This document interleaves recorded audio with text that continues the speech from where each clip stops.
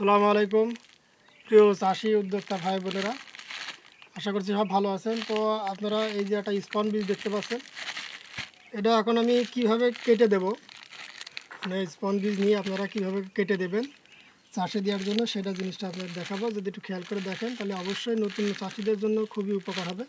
আপনারা একটা ব্লেড নেবেন, নিয়ে এই যে প্যাকেটের মুখ বরাবর আপনারা এইভাবে সুন্দর করে কেটে দেবেন। দিয়ে এই যে উপরে যেটা থাকবে এটা ব্লেড দিয়ে এইভাবে করে করে দেবেন।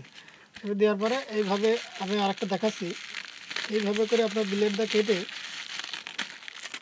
সুন্দর করে করে দেবেন। এবং এই যে বালতিতে পানি নিয়ে এই যে স্পনের মুখটা এইভাবে করে আপনারা 2-4 মিনিট করে ডুবায় রেখে দেবেন।